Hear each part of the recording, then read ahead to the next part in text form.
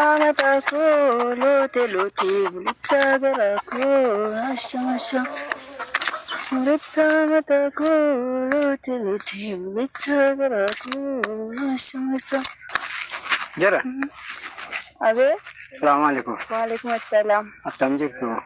Ya intenya. Ta. Intenya nagada. Ta. Intenya. Ta. Mana jirwe. Ta. Ta ta. Ta ta. Intenya noru. Ta. Waalaikumsalam. Akkam jirtu. Akkam fayyada? Baga nagaa jiraatta.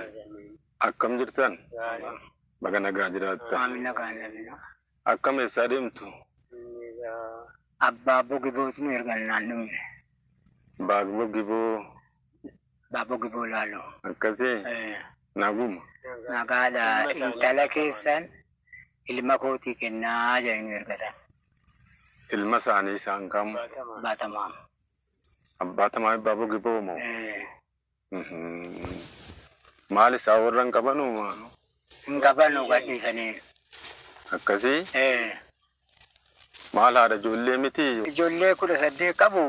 Tole. Warra moo gadhiisanii kophaa isaanii jiru. Akkasii? Maal ibbaan tamaa mamaa danni jedhan dhuguma? Waa ta'u kan beenyan qaban.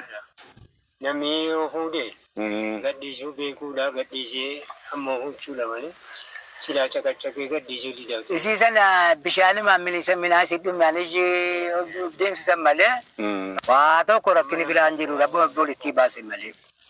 Maal isaanoo hamaadha jechuu eegasii dhageenya jirra. Waa tokko hin qabanamne. Haadha ijoolleetiin akkamitti namni xiqqa wallaba maal jaarsi biyyaan jiru akkamii? Dubbatameera rabbumaan biraa dhumnaan wajii kan. Jennaan immoo isii kana moo naaraqaa jedhanii yoo argatanii jennaan isin dhumneef. Intala sii kam jettani? Intala siirumaan gafa badriyyaadha. Siirumaan gafa badriyyaanaa kennaa jiran.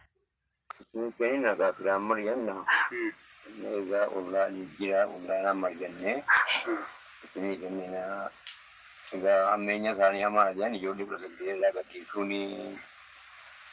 kun cimaadha. Erga gadhiisanii kuusiin kun immoo dhattee ijoollee sana wajjin jiraachuu hin dandeessi yaalu.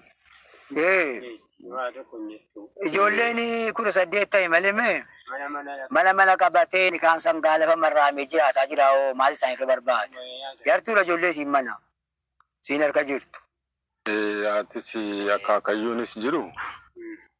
Jarumaan mari'annee mee deebisnii kennina kaa? Mari'adhaati. Kan nuu kennitanii jennaanii gaagalla malee maal isaanii kophaa jiru maaltu deddeebisaa ooltu. Egaa yoo rabbi gaa isiin sun kuuftee bishaan maaminaa fi dhumnaan deemte malee waa tokko rakkini biraan jiru. Maal jettu gaa obbo yoo rabbi reesii taasistee gara charee jara rabbi godhee. Hin kenname haadha abbaan yanna gaa.